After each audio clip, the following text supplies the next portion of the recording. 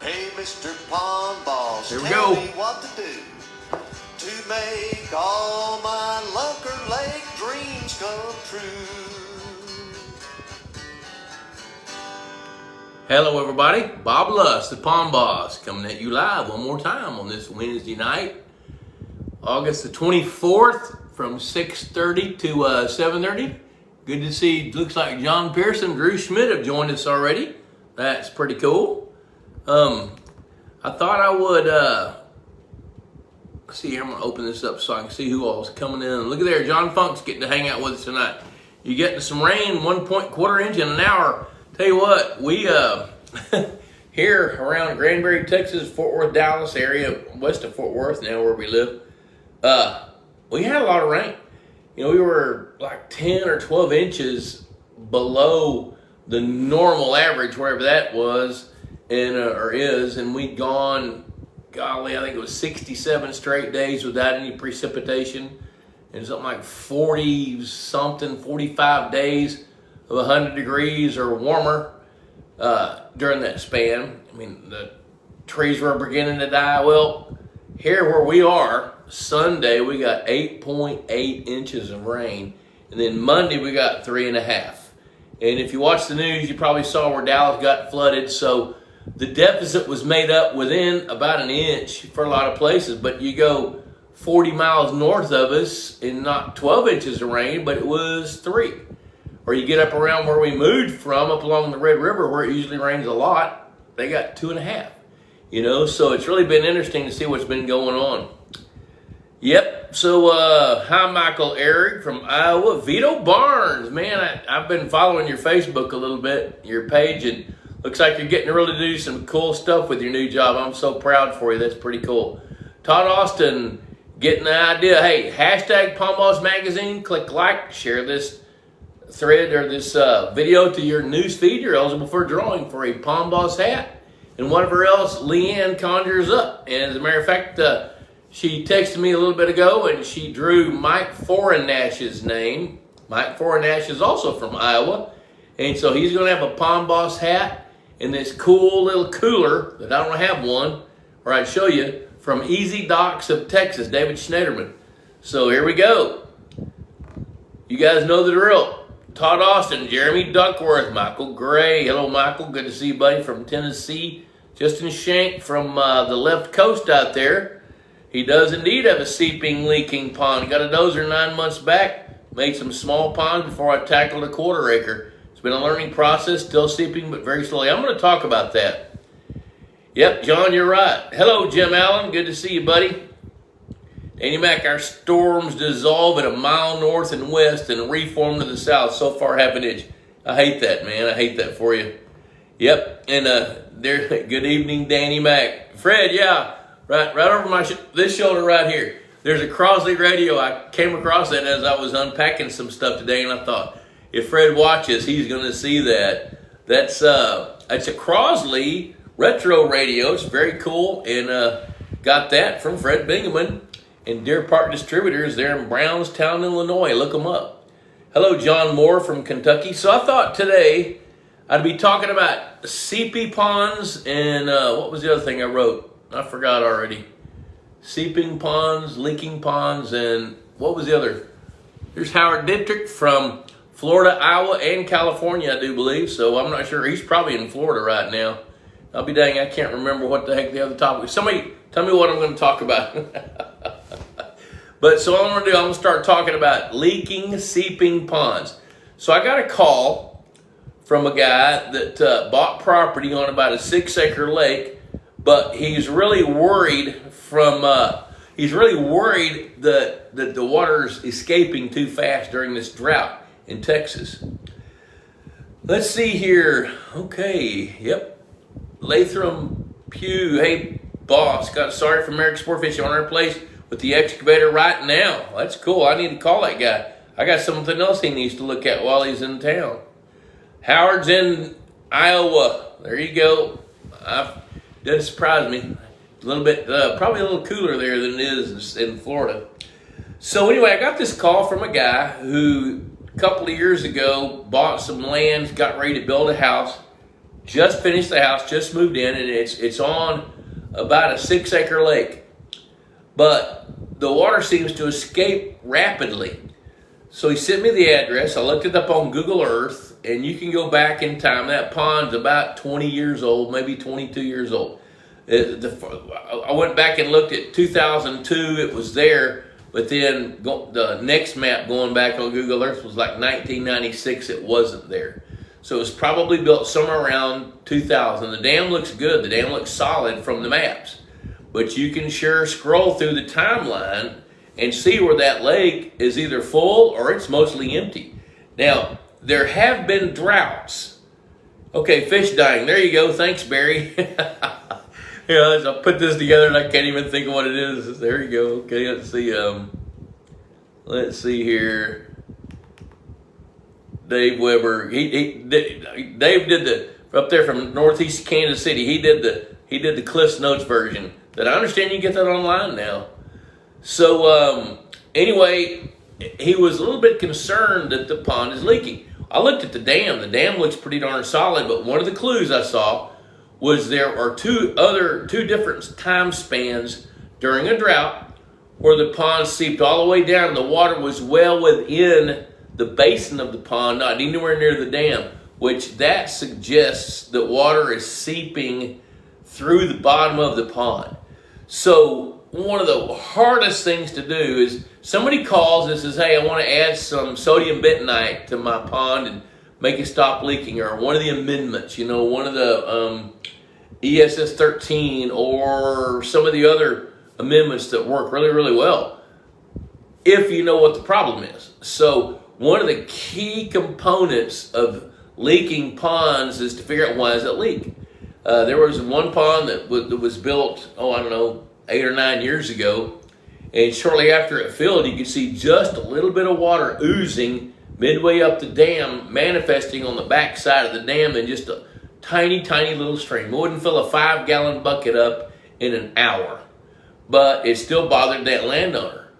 Well, Mike Otto went out to look at it and figured out that there was probably one lift of dirt that didn't get compacted properly as that dam was being built, as it was getting up to the narrow part. So when guys like Drew Hay and Michael Gray and Mike Otto build lakes, build dams, part of what they do is they create a site, which is basically a foundation. They get down below ground level far enough that they tie into either good soils or bedrock, so they can create an underground barrier so that water cannot migrate under the dam or through the dam. Then they come back up with pulverized, processed material, hopefully, that they get from that site. And it needs to have about 30% clay mixed in with whatever that soil is, so it's compactable. And then they'll bring it in like with scrapers or dump truck loads or whatever, and then the dozer spreads it out.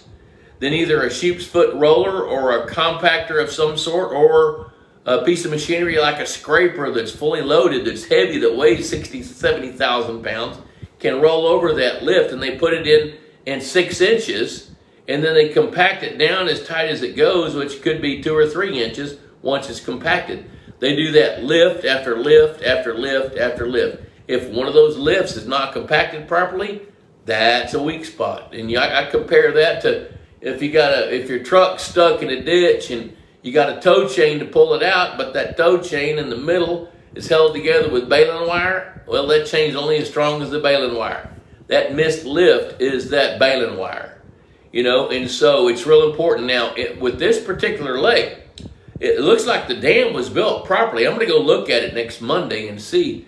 But even if the dam's built properly, if it wasn't cored deep enough to get down and cut through all the weak material or the seepy, sandy, gravelly type material where water can migrate through, they don't get down below that, water's always going to, here's a law of nature.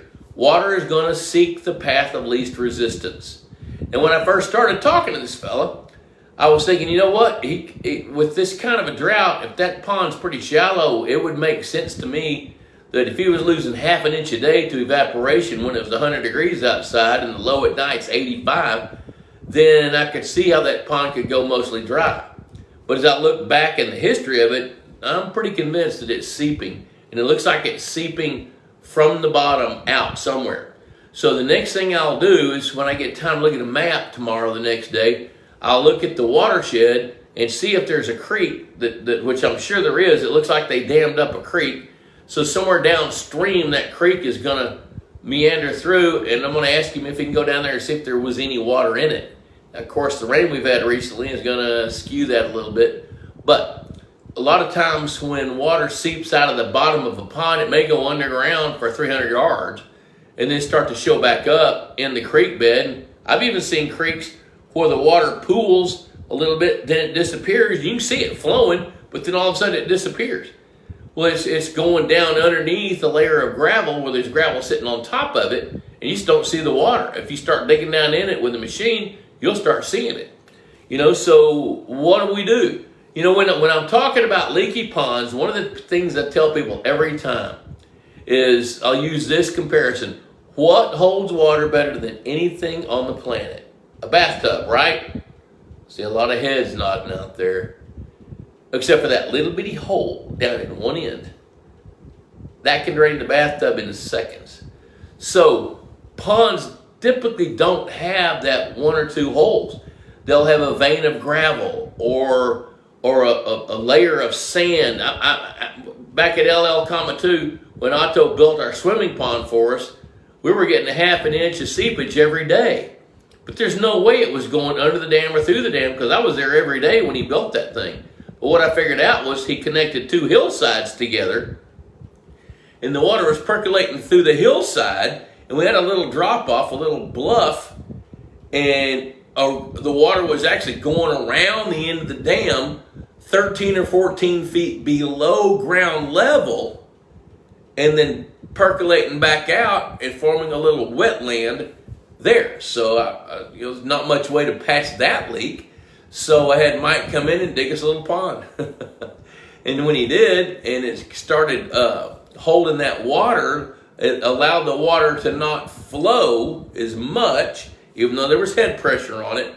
So it slowed the leak down, and finally at one point, I guess it filled up with enough silt, and silt sucking into that thing, it stopped leaking. So if you're going to fix a leaky pond, you got to figure out, why is that thing leaking? Is it soils in the bottom?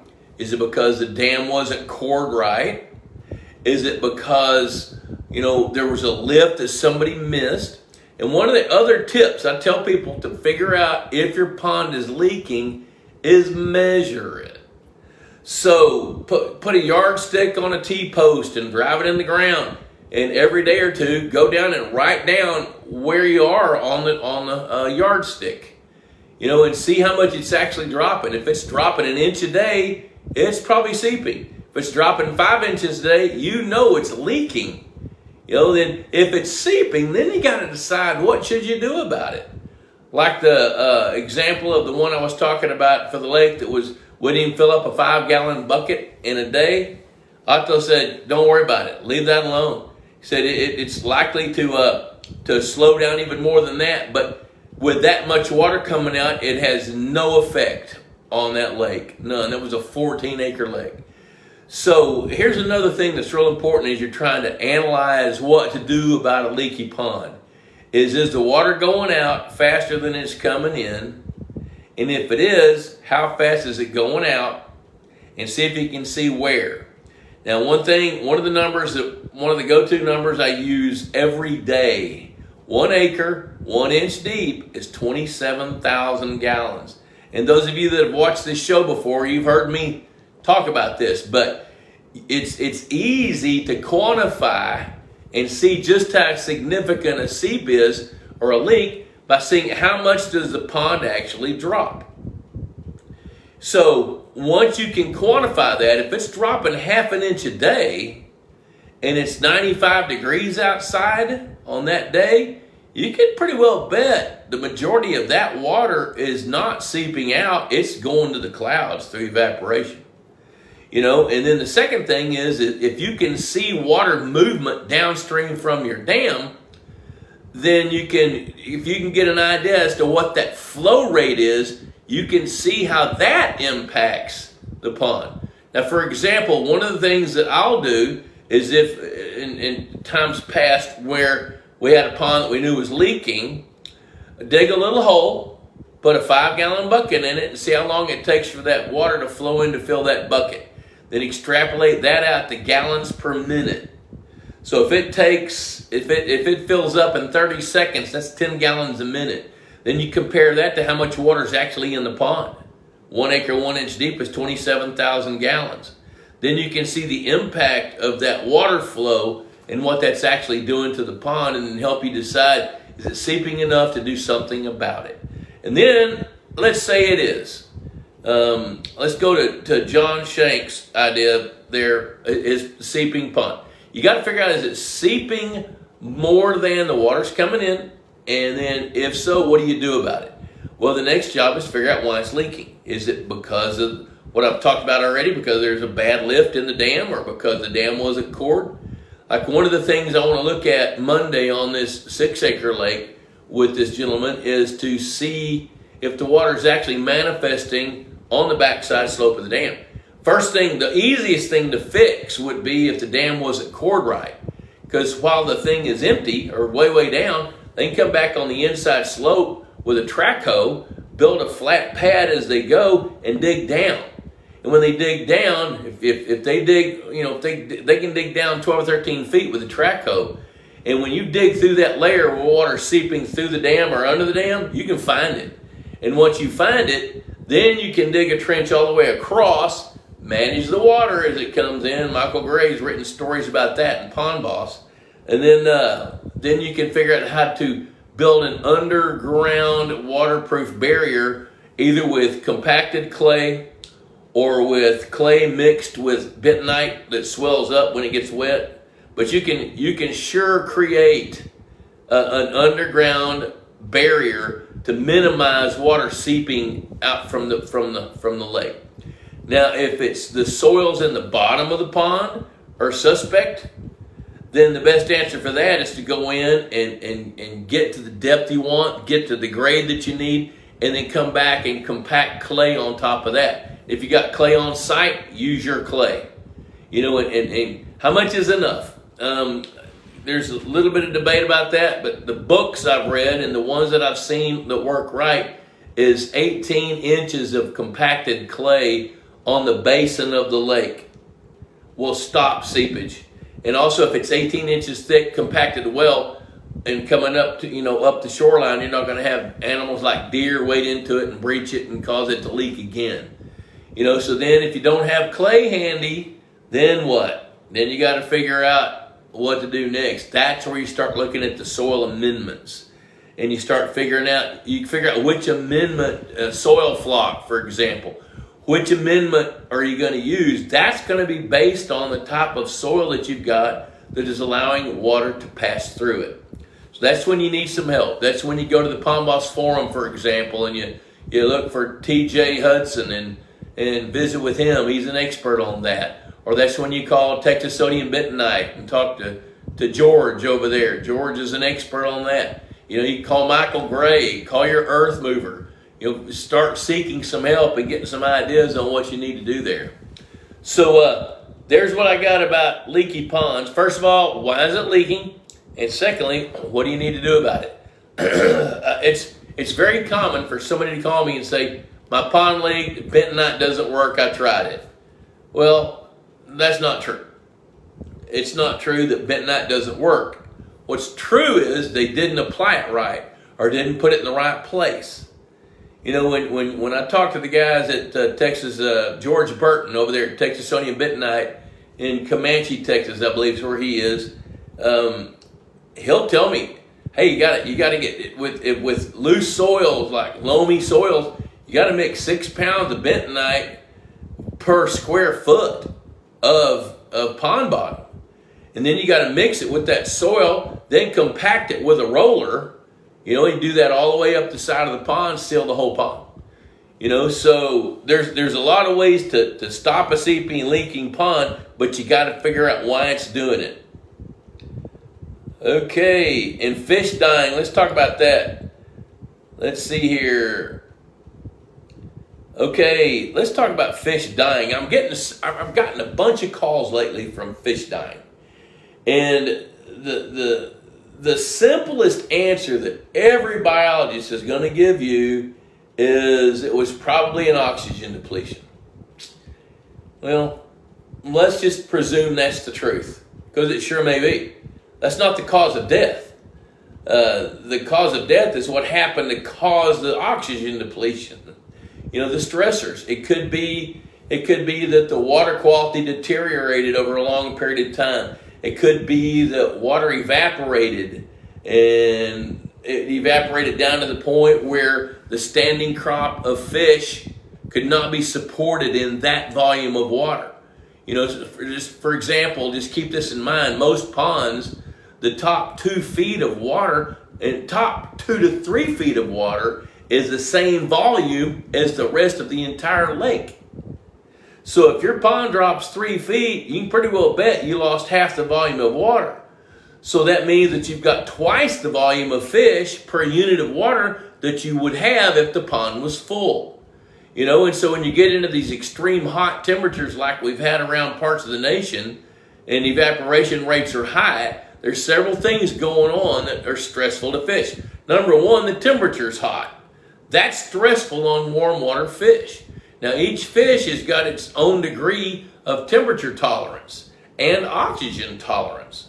You know, and one thing to remember is as water warms, its affinity for oxygen drops. So it can't support the same amount of oxygen. It can't hold the same amount of oxygen at 88 degrees as it can at 78 degrees. Which holds less than if it were at 68 degrees. Water. I had a margarita last night, so I only like to have a little alcohol maybe once a week, twice a week. So, water.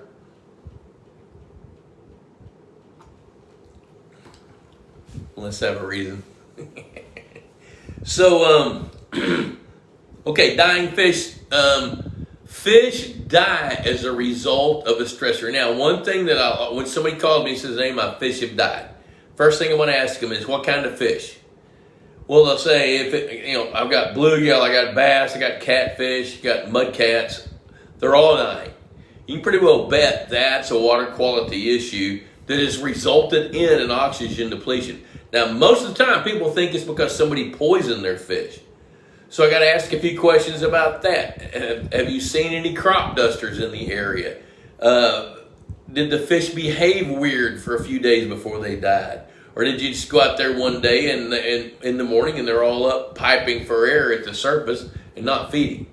You know, and most of the time, 99 times out of 100, it's not an introduced toxin. It's something that's occurred naturally because fish weren't harvested. A classic example this time of year is somebody will call me and say, "Hey man, all my catfish just died."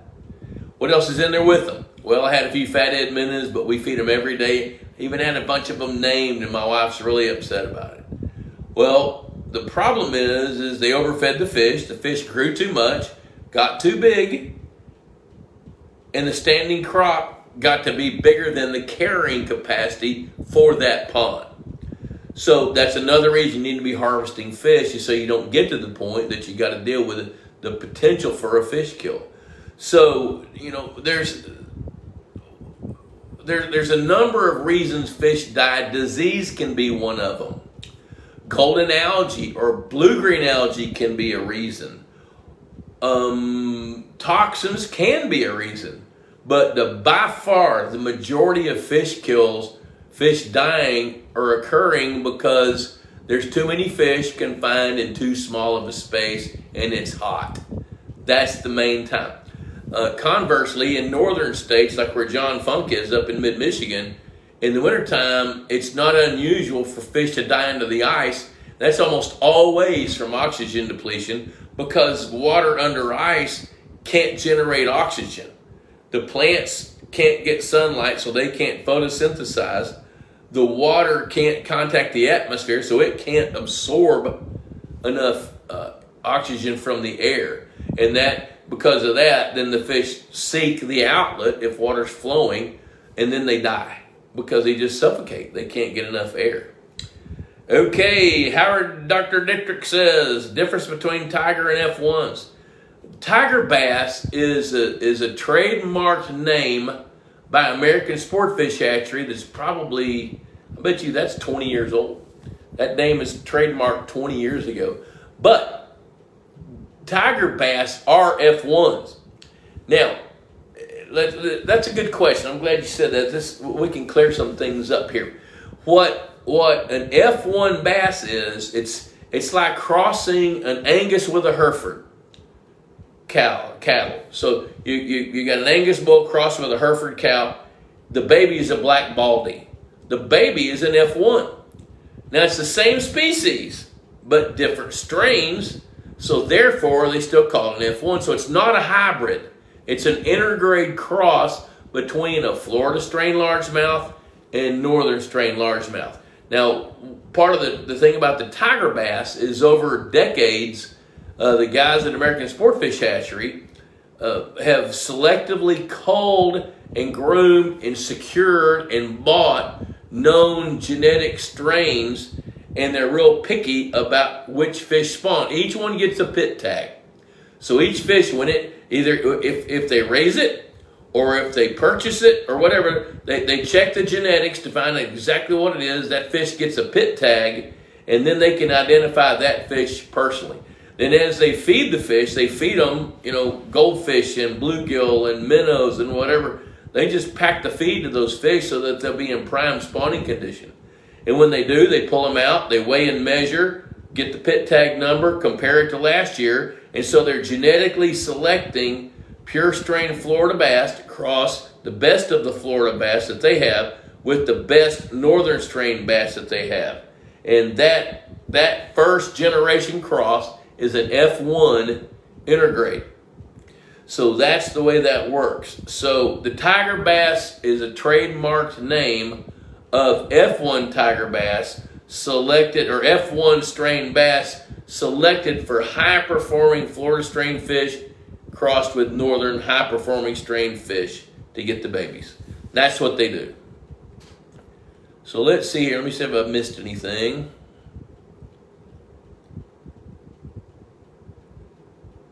Let's see here. Matt Marsden, American Fishery. Question.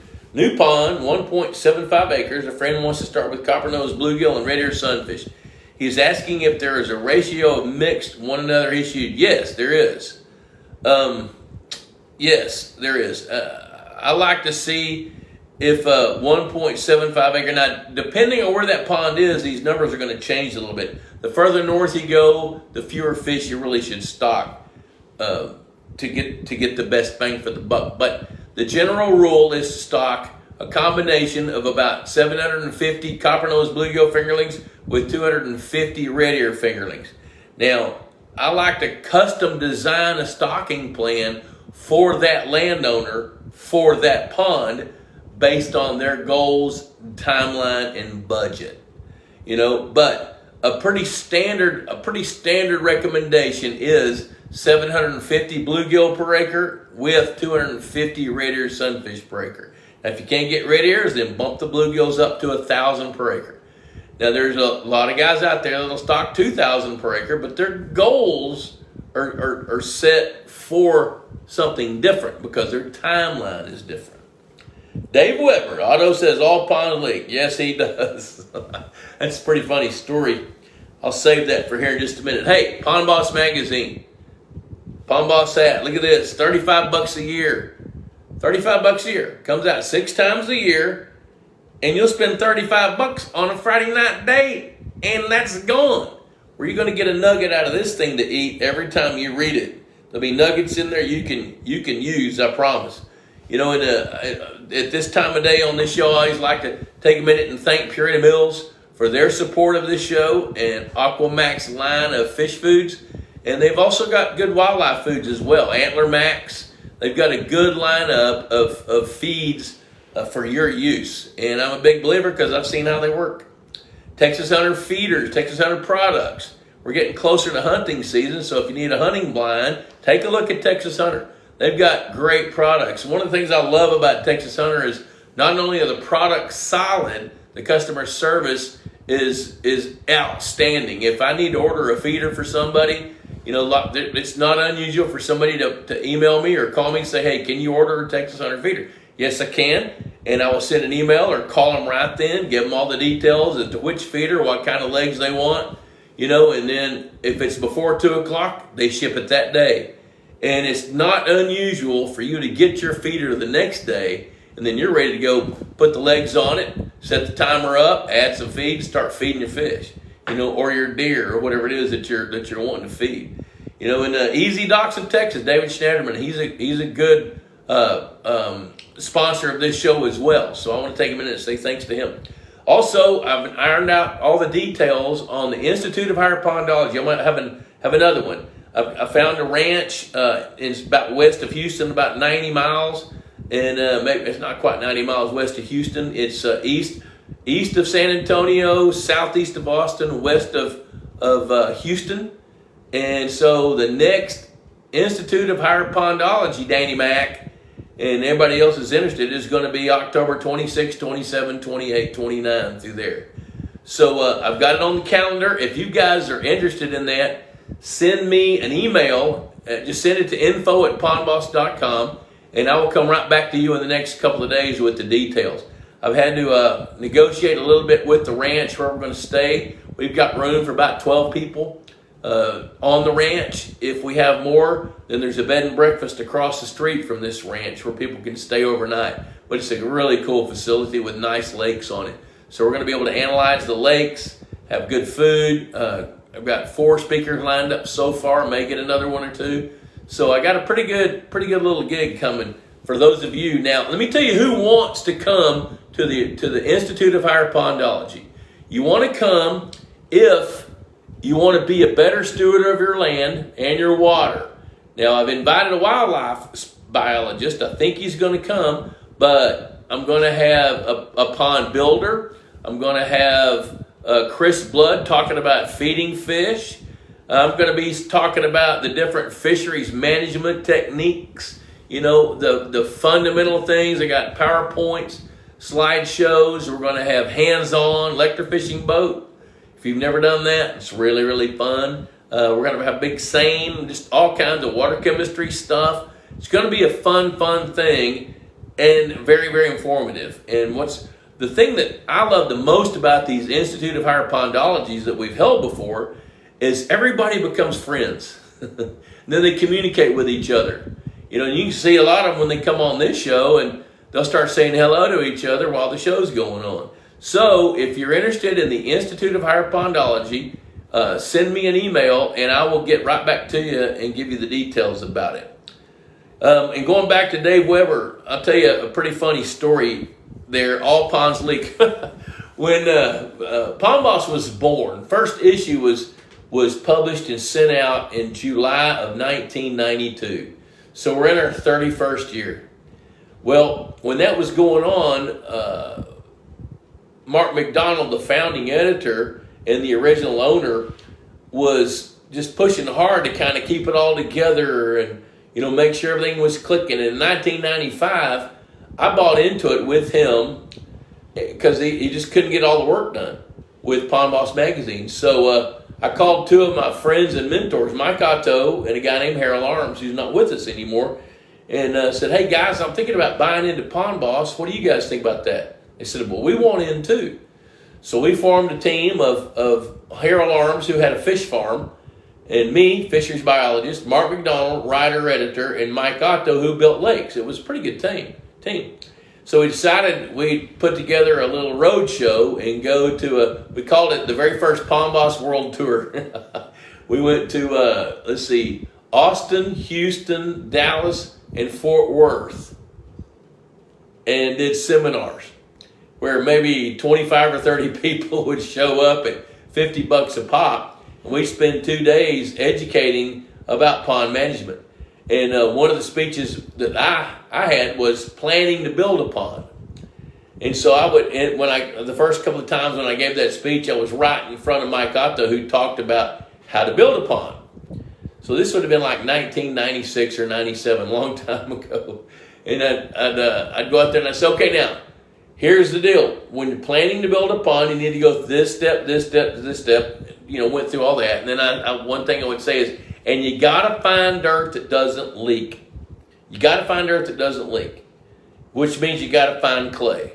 Well, I gave that speech twice. I did it, I think, in Austin and then in Houston.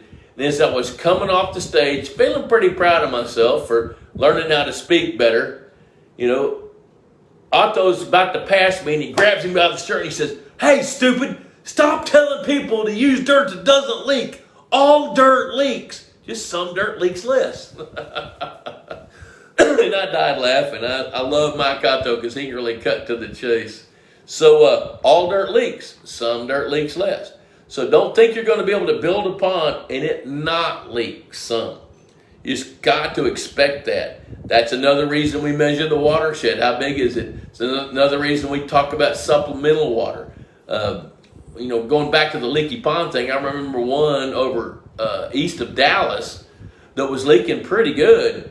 So we started looking at the cost analysis of draining the pond, because it was pretty good sized lake. It was 5 or 6 acres. It was 5 or 6 years old. Lots of fish in it. And in order to figure out where the leak was, he was going to have to let it seep way, way, way down and then get down further so that the heavy equipment could get in there and start digging around and figuring it out. So we calculated the volume of water that was leaving, and he was losing probably half an inch of water a day. So somebody came up with an idea. I don't remember who it was. It was either landowner or me or a earth mover, where we could see where water was coming out. So we decided to build a sump and line it with rock to where when the water seeped out, then he set up a pump station, had an electric pump, that when that sump filled up to a certain point, the pump would kick on and pump the water back in the lake. And for him, that worked. So there's a lot of ways to skin that cat. But all ponds leak. Jason Rayfield asks, do our ponds have a limited lifespan? Yes, they do. The minute that you build a pond and you impound that water, it begins its death. That's why it's real important in the beginning that you understand the size of the watershed, how the water is going to get in it, what's it going to flow across. Is it ag fields? Is it forest? Is it a desert? Where's the water coming from? Because the way ponds age is they fill up with silt and organic matter over a long period of time, long being a relative term. I've seen long be 50 years. I've seen long be 150 years. And so as these ponds fill up with silt, plants begin to grow. As they eutrify, there you go. Look that up, eutrophication. A hypereutrophic lake is one that's on its last legs. It's full of organic matter. It's silted in. It's probably not 2 or 3 feet deep, and the water's stagnant. And it's green and it's toxic. Not much can live in it. Then it becomes a wetland, and as it becomes a wetland, it typically does that from the outside in, and then over another period of time, it goes back to being dry land. So yes, your ponds have a limited lifespan. Now, that lifespan might exceed your lifespan by 40 years. So it kind of depends. I've started managing a family 1.5 acre pond that's at least 60 years old here in North Cackalack. No leaks and loaded with a bluegill, but I'm having trouble getting the largemouth established. Let's see here. Can our ponds last many decades with proper management? Yes, they can, because here's the fisheries management piece of that puzzle. I don't know what part of North Carolina you're in. I know some of that state pretty well. If it's loaded with bluegills and you're having trouble stocking or getting the largemouth bass established, there's 2 reasons for that. One is you're stocking the wrong size largemouth bass. You need largemouth bass in an established pond that has a lot of bluegills. Be sure they're bluegills, by the way. They could be another species. Be double sure they're bluegills. But you got to stock some bass big enough to not get eaten by the bluegills, and big enough that they can start to eat some of the bluegills. So I would be checking that out. And yes, it can last decades if you understand the 5 fundamental concepts that I've established over the years about pond management. Happy water, great habitat for all the species and all the sizes of the species. Adequate food chain, takes 10 pounds of bait fish for a game fish to gain a pound. Takes 10 pounds of food for bluegills to gain a pound. Okay, then the right genetics, you want the right genetics for your region, and then a harvest plan. If you've got those things in that order, then yes, a fishery can last for a long, long time. It's going to change because it's going to become whatever that pond wants it to be. Let's see here. I'm getting behind. So let's see here. That's been 30 minutes ago. Yep, Justin Shank, Bitnight. Yep. Oh, there's Christopher Aguilar, Jeremy Duckworth, Kenny Sanderson. Yeah, I know you worked till almost dark. Scott and Leah here in Preston, Oklahoma. After our new pond was full, I was afraid it was leaking. Put the measuring stick to watch it. Evaporation rate was the same as existing pond. There you go. That's exactly what I'm talking about. That's how you figure out if it's leaking or not. Down a solid 2 feet this year from raging full in mid-June. That is not, I do believe that is not unusual. I'm seeing that. Christopher Aguilar, even though the pond is really low with fresh rainfall, is it safe to bass fish my pond? Yes. Yes, it is. Now, what will happen when a pond evaporates down and when you lose half the volume, all that's leaving is the water. So that means that whatever's dissolved in that water is getting more concentrated, so its numbers go up. So alkalinity, say it was at 100 parts per million when the pond was full, it evaporates half the volume. Now it's 200 parts per million. You get a fresh rain in that dilutes it by half. Sometimes that can be an issue and be distressful to the fish, even though we do want water coming in when it rains. Dave Weber, mild flow from a spring seepage in the ditch, approximately 120 yards above the water line for a new Tigger pond. Roll the dice and try to dig it out to increase the flow, or not get greedy with mom nature and leave it alone. It depends on the volume of water that it's producing. Depends on the volume of water that it's producing. So if it's producing 15 gallons a minute, and that's adequate to support that pond, then I'd probably leave it alone. I'll tell you one thing that doesn't hurt. Instead of going up there with a piece of heavy machinery and risking messing it up, get a shovel and just dig around and see what happens. It could be that, if it's stopped up a little bit with silt, you could dig a few scoops of silt away from the headwaters of the spring where you see it manifesting and increase the flow rate with that. If plants are taking it up, you can cut down some willow trees or something like that and get better. Mike Garcia, Chico says, nice set. Hope you're talking about music. John M. Lusk, my cousin. I don't know if we're cousins or not, but with a name like Lusk, we got to be kin somewhere, right? Welcome from Canton, Georgia. Jeremy Duckworth, have I ever used C-Clear? I have not used C-Clear, but I have heard some good things about it from others that have. When I sold my pond management company, and even before I sold my pond management company, I pretty well got selective about the things I wanted to do, and I pretty well stopped putting things in ponds other than fish and doing electrofishing surveys. Danny Mack, what do F1 progeny represent? Genetic wandering? That's a pretty valid question about that. With that. Hello, Chuck Brinkman. What the girls doing tonight? Are they fishing? I bet they are. Let me scroll back down here. I don't want to just ignore Danny Mack. What do F1 progeny represent? Genetic wandering? Yes, it does. That's exactly what happens. Because when an F1 crosses with an F1, it can't be an F1. So it's got to be, an F2, but it's not whatever genes that F1 represents is going to be put into that progeny, and it could be more northern strain genes than Florida's. It doesn't have to be half and half. And I don't know how many genomes there are. I don't know how all that works, but I know this: it can't reproduce as the same thing it is. Tim Deal, North Carolina, could you please give the website to identify pondweed plants? You bet. Go to Aquaplant. I think it's aquaplant.tamu.edu. I think that's it. But Google Aquaplant It's the best website I've come across yet. Let's see here. Let me scroll down here. Larry Hardesty, never saw an email from you about getting my water tested. Oh boy, that probably means I forgot to do that. So Larry, I will go back through here in a little bit and go through my emails and see where you sent me an email. And if you sent it, I'll find it and I'll attach a form.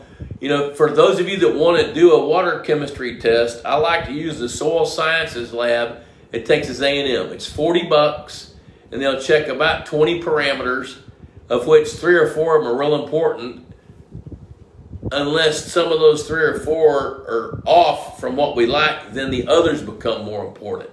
You know, and so, Larry, my apologies, but I probably forgot because I had grandkids crawling around my neck whenever we talked about that. Christopher Aguilar, why can't we raise tuna in our ponds? I'm having tuna steaks tonight. Dude, that is by far my most favorite meat. I love a ribeye, but if you take a fresh cut tuna steak off of a fresh caught fish and cook it medium rare over hot coals like an oak fire, unbelievable. And you know what? And why don't you go ahead and stock your pond with some and let us all know how that works out. Hey, there's our good buddy, Ron Ardwan. Boudin. Ardwan. I pick on him. There you go. Drew Schmidt. There you go. There's that website right there. Chris Aguilar needs a 6-month, 7-day-a-week, one-on-one, 12-hour-a-day on Ponds 101. Good thing you boys are friends. But he's having tuna steak tonight, Ron. I don't know what you're having. I just ate a piece of roasted chicken I bought from a grocery store.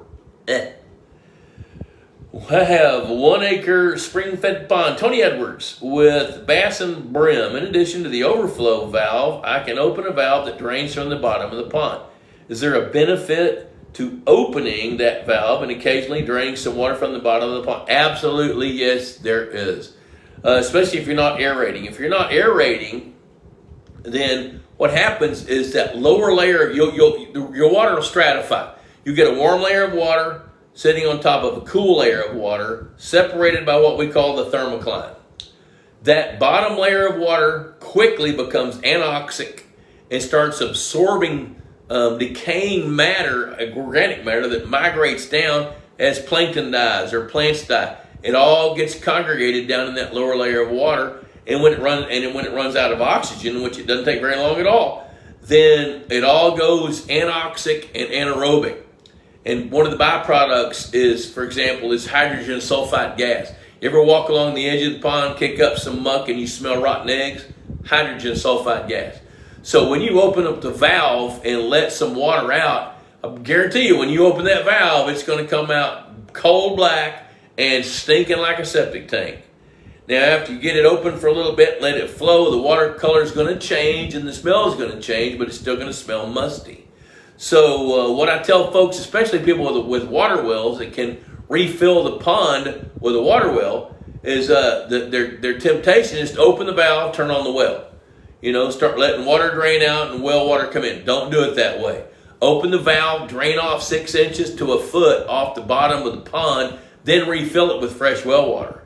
And if you've got well water and you can do that, you know, I've got one client over in the Mississippi Delta that I've got them dropping a foot of water off every week because that even their groundwater coming out of the well has got some phosphorus in it. So they're continually having a 12 to 18 inch plankton bloom.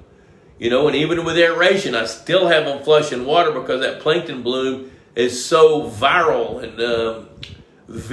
and productive that it's cranking out a whole lot of plankton, and I like for them to flush that water out. And every 10 days or 2 weeks or whatever, when they open that valve, that thing regurgitates stinking water for about 30 minutes.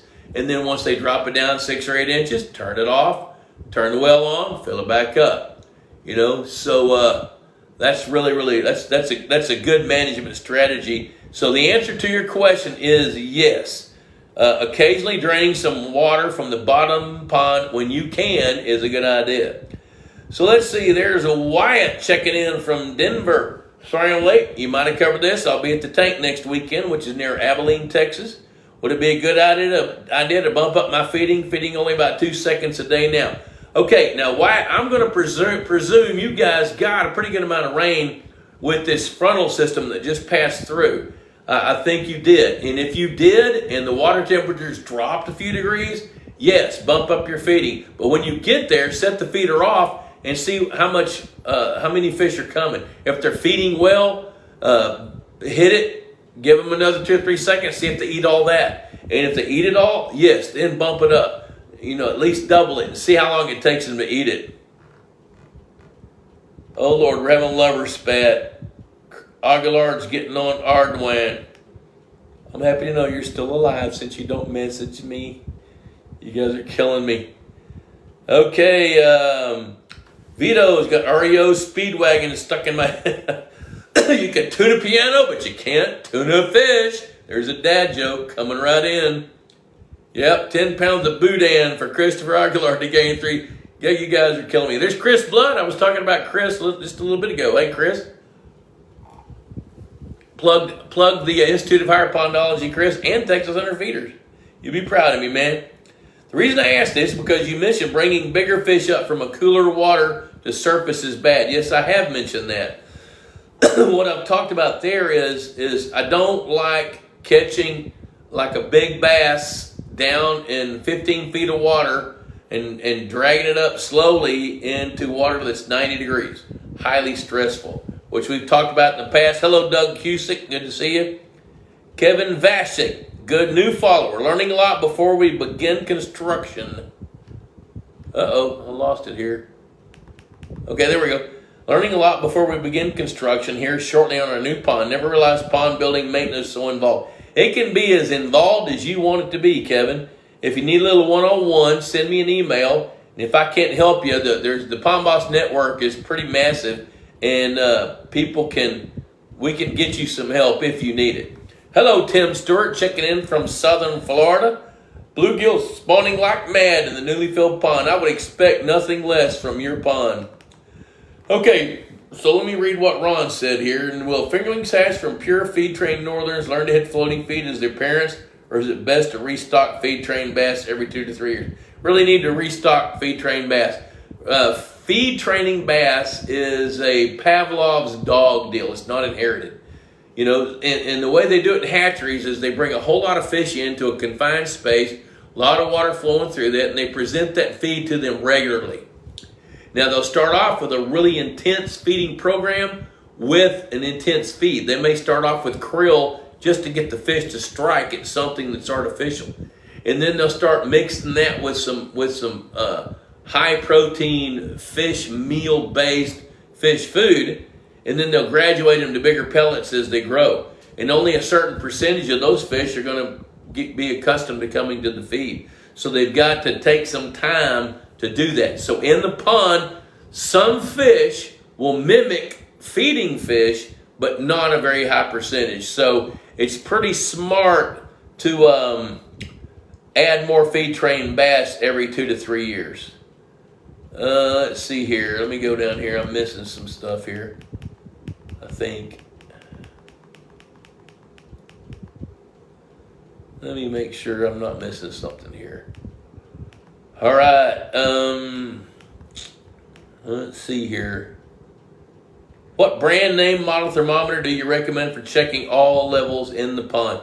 I don't really have a brand name. I don't. I've bought.